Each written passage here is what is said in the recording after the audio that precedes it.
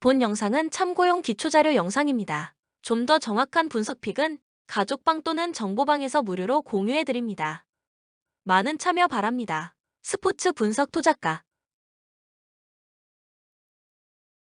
서울 SK 종료 1분 전까지 3점 차로 뒤지던 경기에서 역전승을 따냈습니다. 베테랑 듀오가 클러치를 책임졌는데 김선영이 1점 차로 추격하는 득점을 만들었고 허일영이 결승 득점을 책임졌다. 모비스도 잘한 경기였기에 의미가 더 큰데 최준용의 복귀가 확실히 힘이 됐다. 복귀전에서 19.4어시스트 6리바운드를 기록한 최준용은 리머택으로 상대의 파울 유도를 잘했고 수비에서는 외곽을 가리지 않았습니다. 원주 DB 수원 KT 원정에서도 패하며 리그 7위로 추락했습니다. 1라운드를 6승 3패로 마치며 선두권 경쟁에 뛰어들었었는데 어느덧 5연패를 당하며 하위권으로 추락했습니다.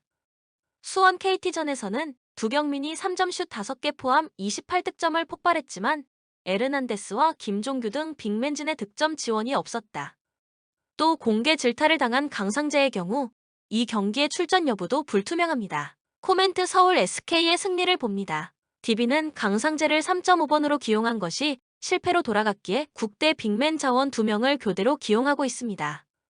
때문에 높이의 우위를 가져가기 어려운데 강상재는 출전도 불투명합니다. 최준용과 김선영이 같이 뛰는 시간에 공간이 열리기에 원희도 더 적극적인 공격 시도를 할 수 있고 최성원과 오재현 등이 수비에서 두경민을 괴롭힐 홈팀이 연승에 성공할 것입니다. 추천 배팅 서울 SK 승 167.5 오버 울산 모비스 게이지 프림과 이우석이 나란히 24득점을 몰아쳤지만 SK 원정에서 역전패했습니다. 최준용이 복귀한 SK 상대로 40분 내내 밀리지 않고 경기를 운영했지만 마지막 1분이 아쉬웠다. 그래도 헨리 심스가 미국에서 들어와 첫 경기에 나섰기에 프림이 휴식 시간을 제공받을 수 있게 됐고 국내 선수들의 경기력도 준수합니다. 전주 KCC 인삼전에서 클러치 상황을 이겨내지 못하고 패했습니다. 라거나를 대신해 선발로 나선 제퍼슨이 시즌 하이인 29득점 동반 더블더블로 맹활약했고 정창영과 이근희가 3점슛 2개씩을 기록했지만 마지막 변준영의 공격 시도를 제어하지 못했습니다. 때문에 연패를 피하기 위해 이번 원정에서 전력을 다해야 한다. 주중에 12분 출전에 그친 라거나가 풀타임을 뛸 가능성도 있다. 코멘트 모비스의 승리를 봅니다. KCC가 연패를 당하지 않기 위해 최선을 다하겠지만 원정에서 모비스 상대는 그리 편치 않습니다. 특히 장재석과 프림 등 모비스 빅맨진은 사이즈에서 원정팀 매치업보다 좋기에 쉽게 골 및 득점을 허용할 조합이 아니다.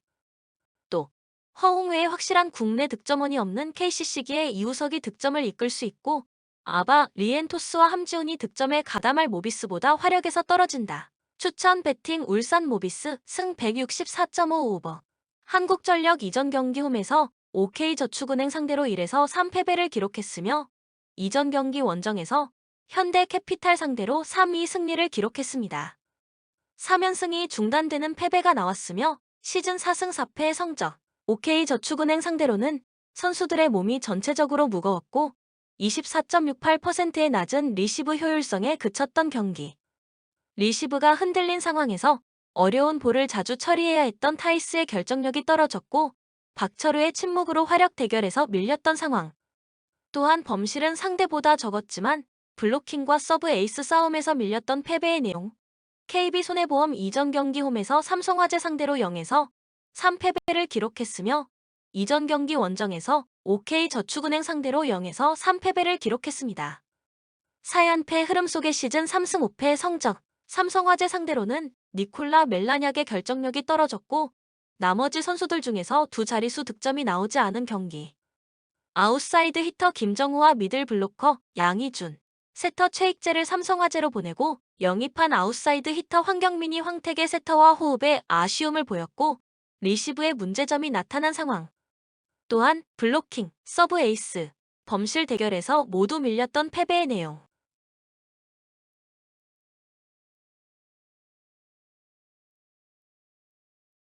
코멘트 니콜라 멜라냐의 결정력이 떨어지면서 4연패에 빠진 KB손해보험이다.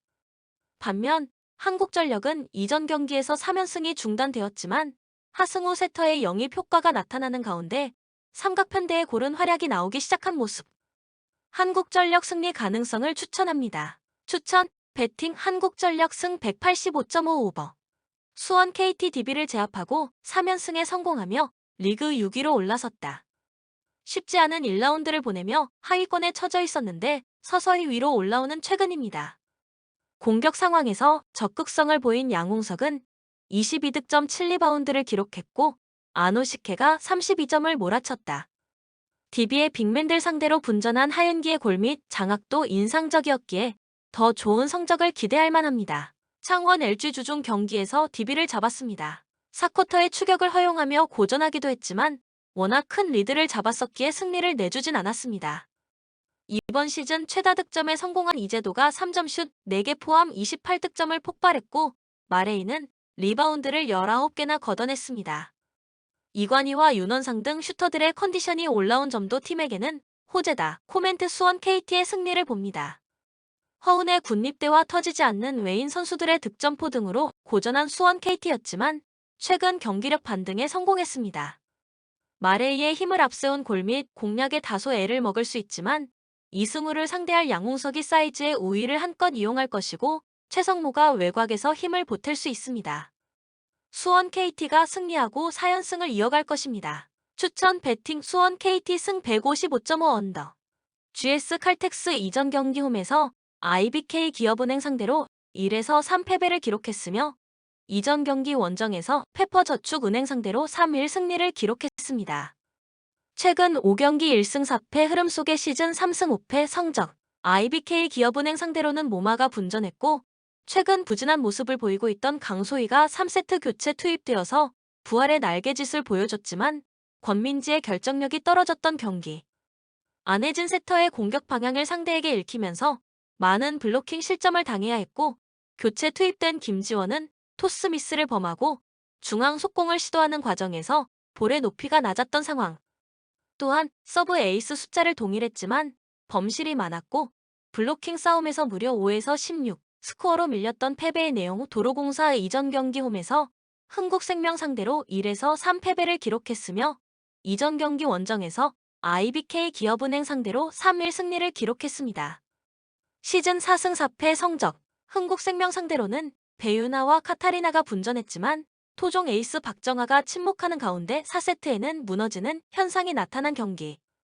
55.06%의 높은 리시브 효율성을 기록했지만 이윤정 세터의 공격 방향 선택과 토스의 질에 아쉬움이 있었던 상황. 또한 블로킹 싸움에서 우위를 점령하고 서브 에이스 숫자는 큰 차이가 없었지만 범실이 많았던 패배의 내용.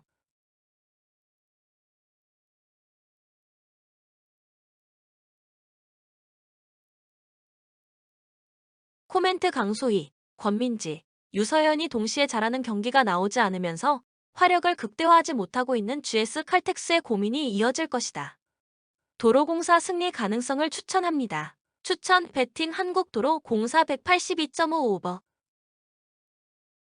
삼성생명 우리은행 상대로 41점 차로 패했습니다. 경기 후 상대팀 위성우 감독이 삼성 주전 선수들의 부상을 염려했을 정도로 다소 이해가 안 되는 경기 운영이었다. 조수아와 이명관 등 성장해야 하는 어린 선수들을 가비지가 아닌 중요 시점에 기용했습니다는 감독의 인터뷰가 있었지만 의아한 건 사실입니다. 때문에 이 경기에는 배혜윤과 스미스, 강유림 등 주전들이 정상적으로 출전 시간을 가져갈 것입니다. 하나원큐 신한은행 상대로 홈에서 역전패하며 시즌 전패를 기록 중입니다.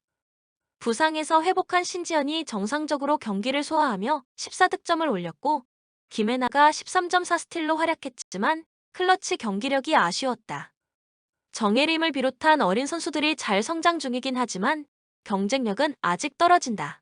코멘트 삼성생명의 승리를 봅니다. 우리은행 전을 벌이다시피 했던 삼성이 홈에서는 스미스와 배혜윤, 강유림의 삼각편대를 정상적으로 기용하며 경기 초반부터 하나를 몰아붙일 것입니다.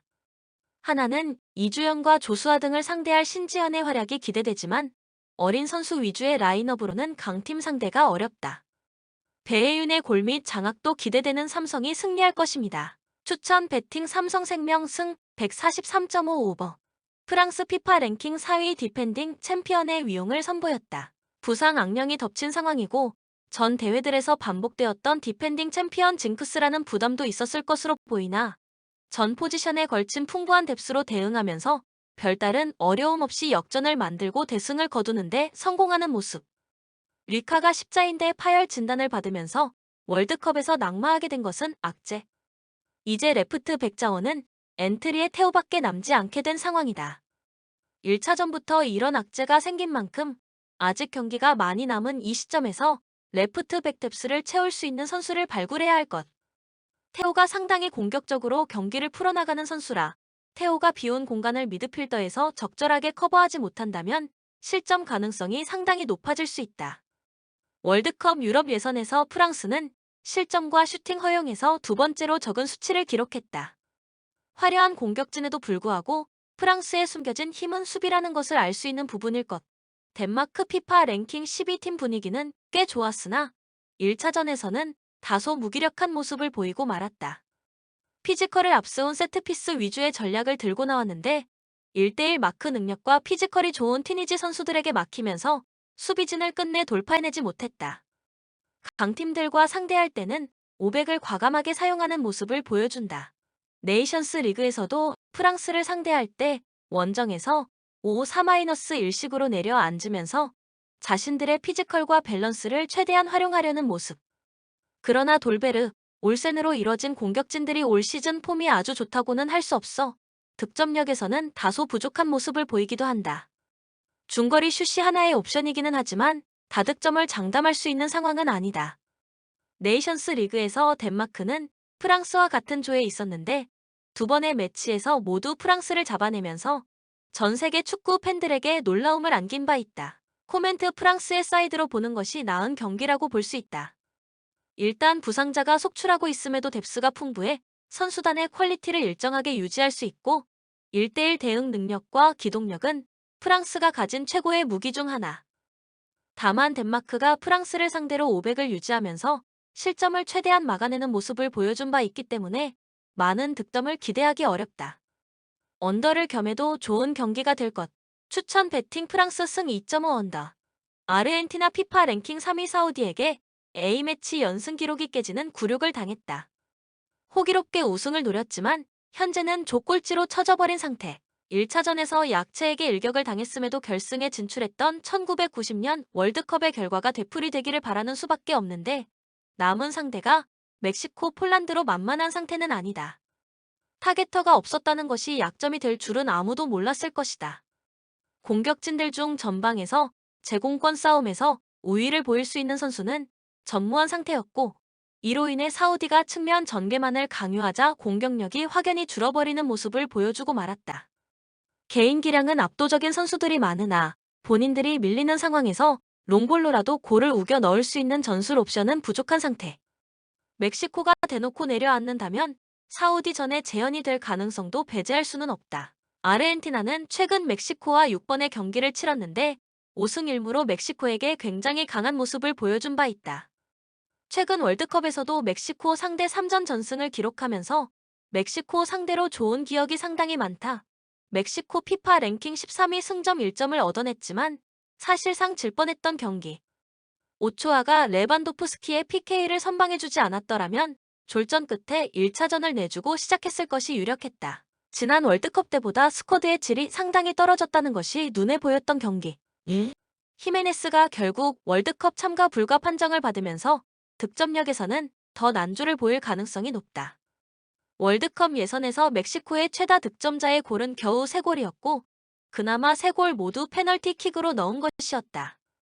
선수단의 연령이 매우 높기 때문에 기동성도 장담하기 어려운 편. 측면에서 역발 윙어 역할을 수행해야 하는 로사노의 성장세가 상당히 둔화되었고 이번 시즌 폼도 좋지 못하다는 점 역시 멕시코의 다득점 기대를 낮추는 요소가 될 것이다.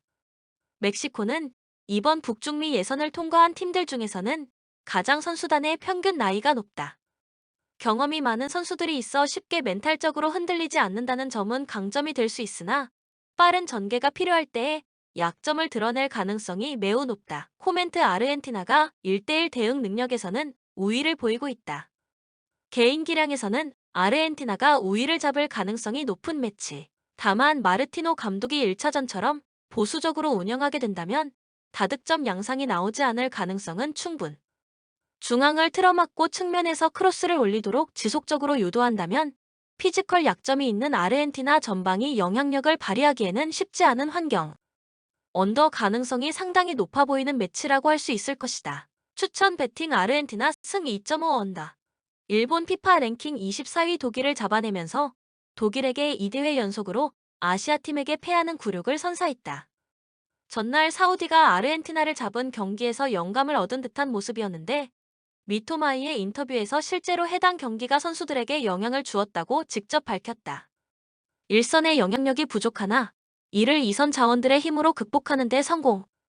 득점을 기록했던 리츠, 아사노뿐만 아니라 윙백 자리에도 수비적인 리스크를 감수하고 공격적으로 재능이 있는 선수들을 대거 투입하면서 일본의 공격력이 결코 떨어지지 않는다는 것을 증명했다.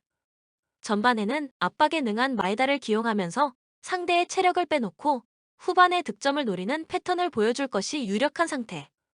다만 점유율을 높이는 특유의 패턴으로 경기에 나선다면 강한 압박과 촘촘한 수비 라인을 보여주는 코스타리카를 쉽게 함락할 수 있을지에 대해서는 의문이 들 수밖에 없다. 예선을 통과한 아시아의 국가들 중 일본보다 득점이 적은 팀은 없었다. 전방의 결정력이 너무 부족했는데 기대 득점에 비해 6골이나 적은 실제 득점을 기록하면서 구벌로를 맡을 선수의 부재를 뼈저리게 느끼고 말았다. 코스타리카 피파 랭킹 31위 스페인에게 0에서 7로 참패를 당하면서 1차전에서 거둘 수 있는 최악의 결과를 받아들여야 했다. 플랜 A인 압박 전술이 너무 쉽게 파괴되는 모습을 보여주었고 지속적인 실점으로 인해 멘탈이 무너지는 모습을 보여주는 등 총체적인 난국이라고 해도 할 말이 없었다. 결국 선수들의 개인 기량에서 밀리지 않는 것이 중요할 것이다. 지난 경기에서는 스페인의 미드필더들에게 개인 기량에서 완벽하게 밀리면서 압박 전술이 너무 쉽게 분쇄되는 모습이 보여주었기 때문. 이번 경기에서도 스페인전과 비슷하게 나올 가능성이 높은 상황. 다만 빌드업 축구로 전환하고 있는 단계인 대한민국을 상대로도 2골을 허용했던 전적을 감안한다면 일본을 상대로도 1대1 상황에서 우위를 보일 수 있을지는 의문이다. 주력 선수들의 노쇠화로 인해 기동성도 많이 떨어진 상황이라 실점 가능성을 배제하기는 어려운 것이 현실. 북중미 예선에서 코스타리카의 기대 실점은 압도적인 최하위였다. 다만 완전히 내려앉은 스타일로 인해 예선을 통과한 북중미 팀들 중 가장 적은 13골을 득점하는 데 그쳤다. 코멘트 일본의 승리를 점친다. 코스타리카가 라인을 낮추고 최대한 저실점 양상으로 경기를 풀어나갈 가능성이 높지만 1차전에서 너무 쉽게 플랜 A가 무너지는 모습을 보여주고 말았다. 1대1 능력에서 지속적으로 밀리는 모습이었고 대한민국을 상대로도 멀티 실점을 내주는 등 더 이상 압박 전술이 통하지 않는 듯한 모습을 보여주고 있는 것이 현실. 다만 일본의 전방 득점력이 그다지 좋지 못하다는 점을 감안했을 때 언오버 접근은 신중하게 생각하는 것이 나을 듯하다. 추천 배팅 일본 승 2.5 언더. 벨기에 피파 랭킹 2위 승리를 거두기는 했지만 내용상으로는 좋지 못했다. 전반전에는 캐나다의 기동력에 철저하게 밀리는 모습을 보여주었고 쿠르트와의 PK 선방 덕분에 분위기가 캐나다로 기울어지는 것을 겨우 막았다. 스쿼드의 노쇠화가 상당히 눈에 띄었던 경기. 네임밸류는 최강이나 1차전에서는 스쿼드의 약점이 그대로 드러나고 말았다.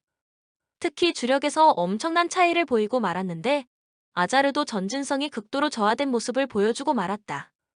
체력과 기동성에서 밀리면서 전반전까지는 완전히 반코트 경기로 압살당했으며 경기가 끝났을 때의 수치도 캐나다 쪽에 웃어주는 것이 더 많았다.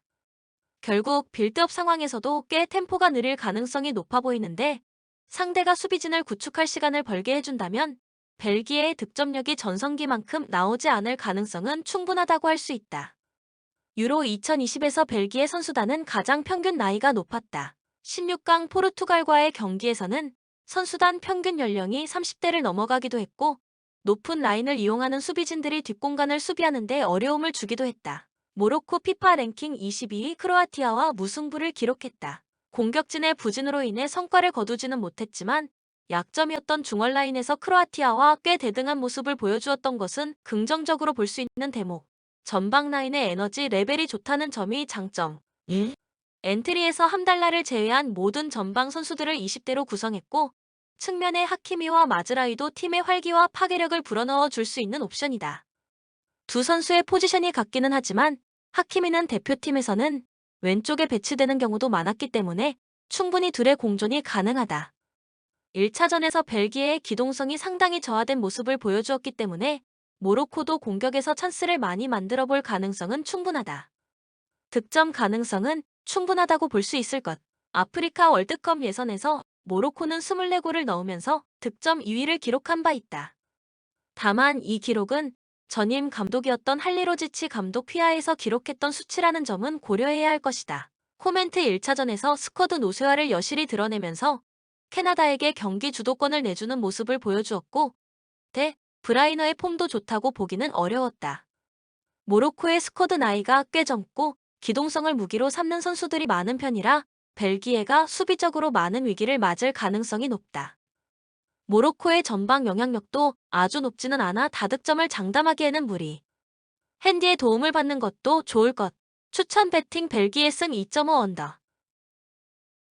영상을 만드는 저에게 구독, 좋아요는 큰 힘이 됩니다. 좀 더 정확한 분석픽은 가족방 또는 정보방에서 무료로 공유해드립니다. 참여를 원하시는 분들은 카톡 아이디 TV53 검색 후 연락 주시거나 고정 댓글 링크를 통해서 연락 주시면 오랜 경험과 노하우를 바탕으로 수익이 발생될 수 있도록 최선을 다하겠습니다. 스포츠 분석 투자가